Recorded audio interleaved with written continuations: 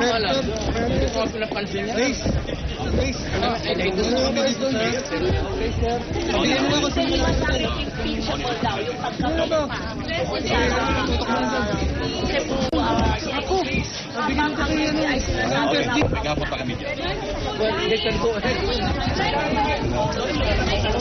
Maraming daldal.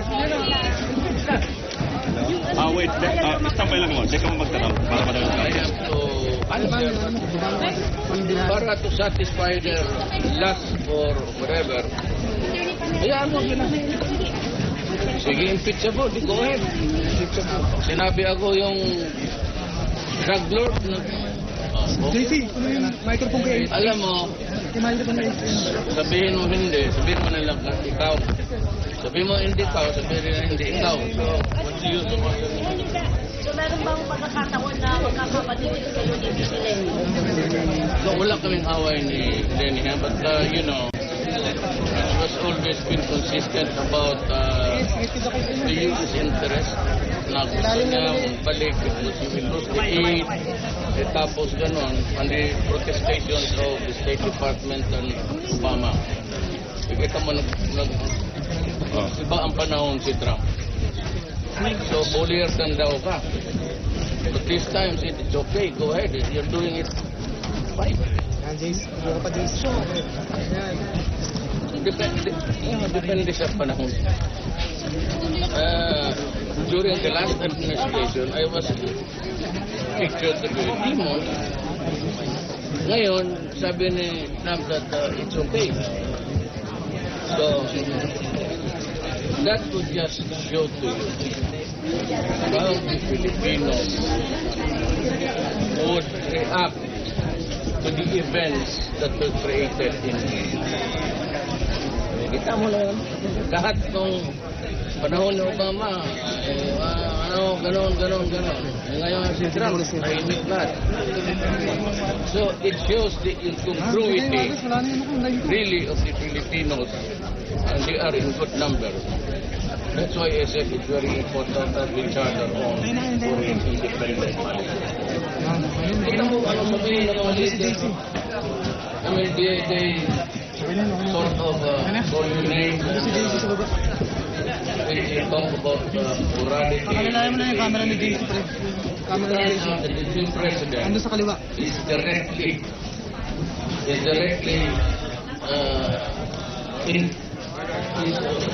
agreeable to ano yung ginagawa.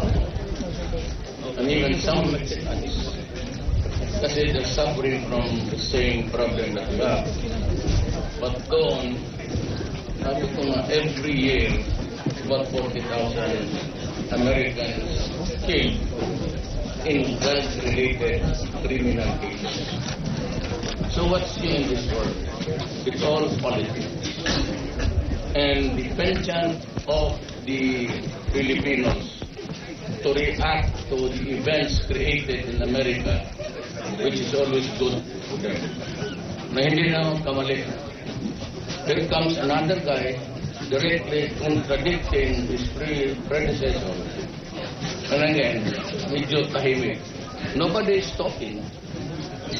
But you can demonstrate this is a free country that told the police no need to secure a permit because it's all over the country. And besides, kung may protesta dyan, they would traverse so many municipalities and cities. At ang ayaw kung gusto mangyari, isang mayor na isang syudad, for example, Manila, tapos pag-cross mo doon sa another city, and the mayor said, look, I never gave you permission to demonstrate in my city. And of course, gagamitin niya yung police to stop it. That is the last thing that they want to happen. Kasi whatever is your take, your trigger, you always come out answering for every mistake. So mabuti pa, walang permit. In the meantime, you can demonstrate whatever you want. Walang limit. You can enjoy the freedom for 1 day, 1 week, 1 month, 1 year. It's all right. So aside from the U.S. interests, yung pang, ano pa yung irreconcilable differences niyo daw nila? Wala, kasi she's... Marcos? No. I've never been... you should know the history of my family. How, my mother is mula dito sa mundo ko. But how she fought for everybody also, including all Fulanis.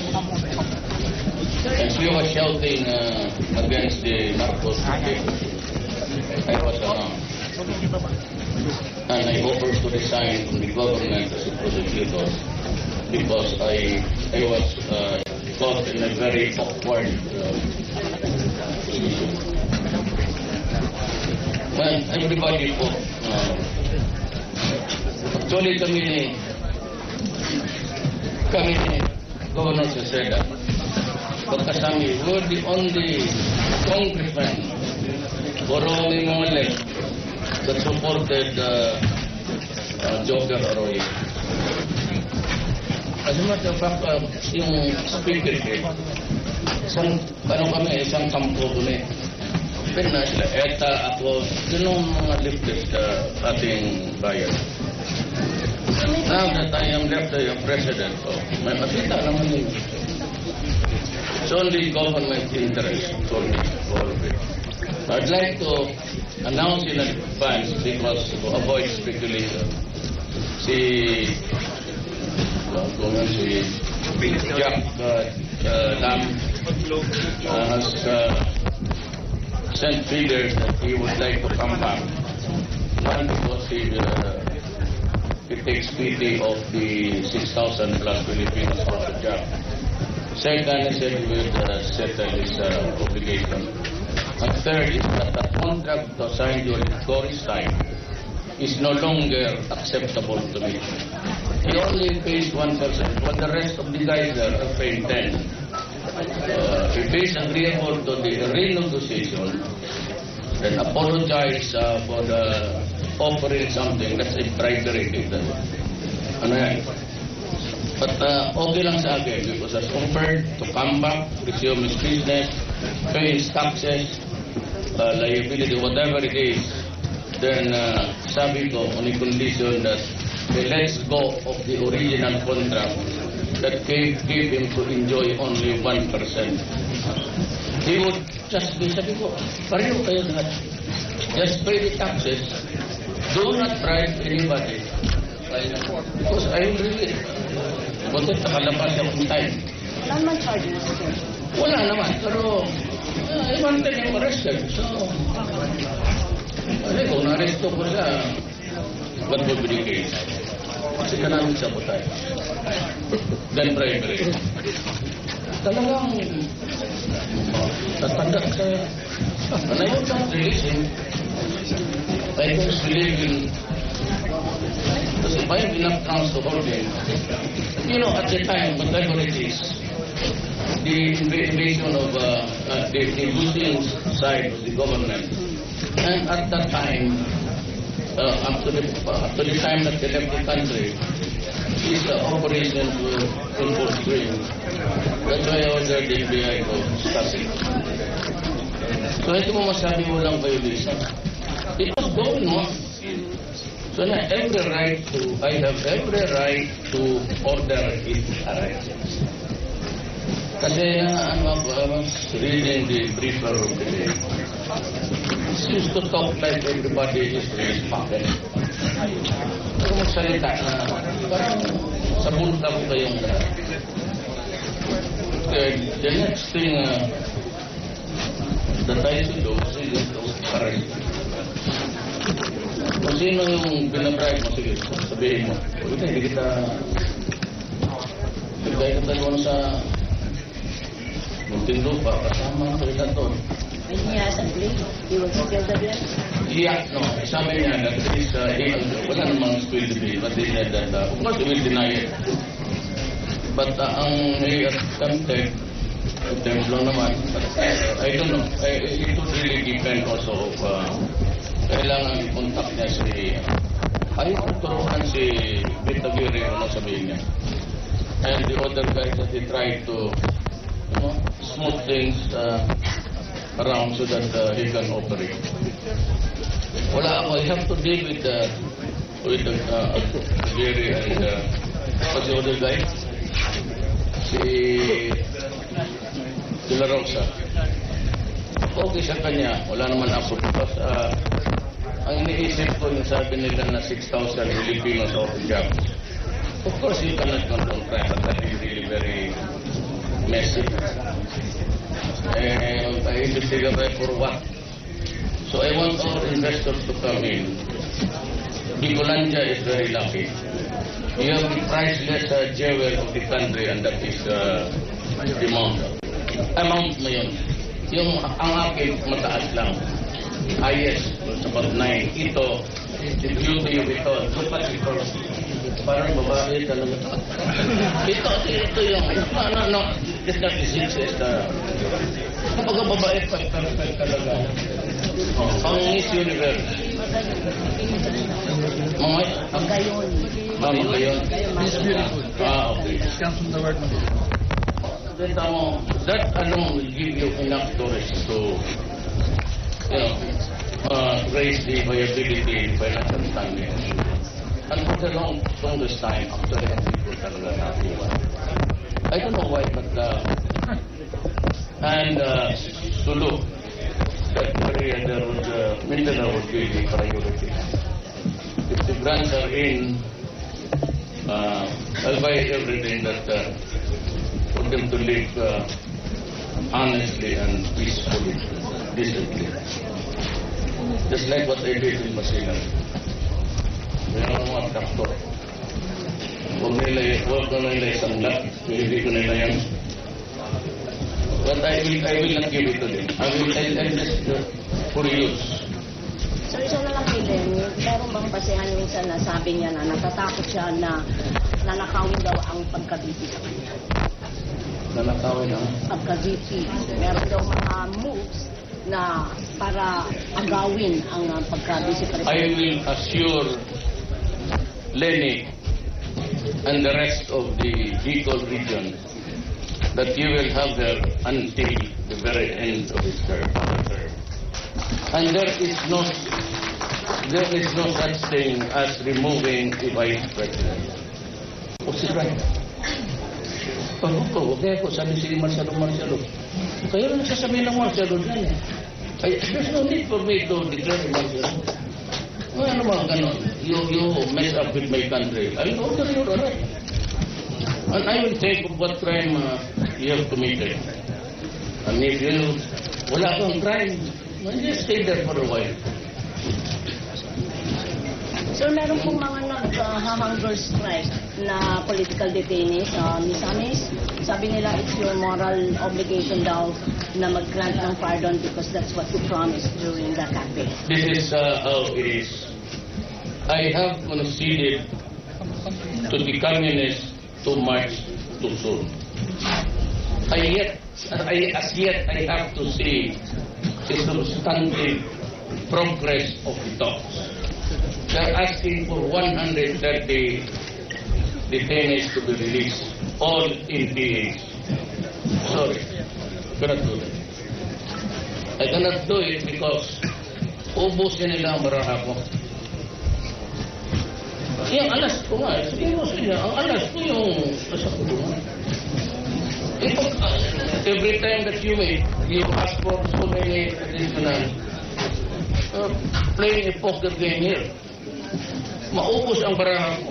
I-release ko lahat yan. Ano pa pag-usapan namin? Paano kung umuwi si Dureza and Bello na may dokumento na yun ang napagkasundo? I want a document that will be honored because it will be under the good offices of Norway. And with the participation of the Norwegian, they will sign a document that it's a signed document that there is an agreement for a ceasefire, for an indefinite period under time that we can sort out things and maybe, hopefully. I do not want to war with anybody. I do not want to kill. I am tired of killing. Tapos na ako na gusto ko stera na lang. Mr. President, can we have a message for this inauguration of this? Well, of course, I am happy that you're laying the ground for your airport. Maswerte kayo. Kasi yan, dalawang airport niya. Kung diyan, kapag dito, siguro, dalhin ko na lang yung isa kasi sobra-sobra na yun. But I'd like to say that historically, the region has always been at the lower end of the governance all throughout, especially infrastructure and the roads and bridges. In my time, hopefully, in the fullness of its time, maybe I can get a railroad for you. Kailangan mo matapos yung construction. Sabi nung ito, you know this business. Your secretary is very good. At most. At most siguro, hindi ako engineer, ma'am. Diyos, batas-batas lang ako. Kaya yung 3? No, mga 2-3 to. 2-3. Basta wala lang korupsyon. Diyan ako, everything all over the country, unfinished products. Highway, yung metro lang, airport, good for flying kites. Mga ganun. Kasi may korupsyon. Dito, may cemetery ba kayo dito? Dito ko sila, sabi ko sila dyan sa Taibabsul. Basta ako, I promise the Filipino people, no corruption. It will happen. I promise the Filipino people, no drugs. It will happen. It will last until the day of my term. Until such time that all the drug pushers, traffickers out of the streets, and every drug lord in this country is killed, that is the time that they will stop. There's rumors about Bishop Bailon pronounced that he will support your campaign against drugs, but he don't want the extrajudicial killing. There is no for us. He supports your the House and the Senate conducted an extensive investigation. Saan ko nakita isang sabi na pinagpapatay ng sila yung sabi ko initially sila yan was the cleansing process. Ayaw lang maniwala because men judge best when they condemn. So they would make it appear that it's really the worst of you. So sinabi ko na yung wala kaming pakialam doon. So we started after mga 1 month and a half. Then I ordered so pursue them, arrest them, but if they refuse and present the violent resistance, putting the life of the military man or the policeman in danger, kill him. Announcement ka dun sa Federalism Convention. No, I'm supporting federalism. I said, whether you like it or not, and I'm addressing now our countrymen. Hindi na. Without federalism, you will never find peace in Mindanao. Rather, I see, with itong ISIS na yun, I hope it will not be something that baka mawala sa inyo. The option to integrate Mindanao into a truly republic country, mawala yan. So yung sa Wala kayo o hindi, kaya lang sinasabi ko. So yung sa mabuti mo na sabi mo, katiganin na lang, pero humataw pa rin sila, marami nang namatay na sundalo. Marami yung kanila. Ano ba pag may armas yung magkabilaan? Alang-alang naman hindi marunong magparil yung mga... Let them fight government. Pero ako naman, sabi lang, marami kaya magsabi. Nandiyan na yan, nagpiniso mo. I said, and I will say it again, for the communist and the secessionist movement, we cannot forever be killing each other. whether it sounds nice or acceptable to the military because historically marami na rin patay sa kanila. I told them sa command conference, we cannot. The Republic will collapse pagka dito sa South Patayan, dito sa Luzon, Visayas, ang komunista.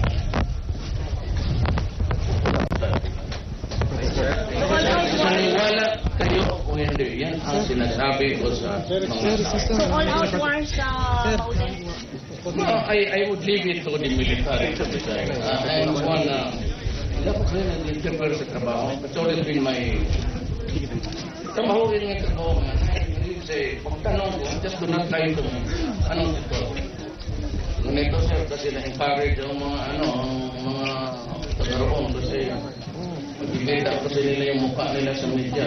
Medyo pa na yung advertisement. Kayo man yan?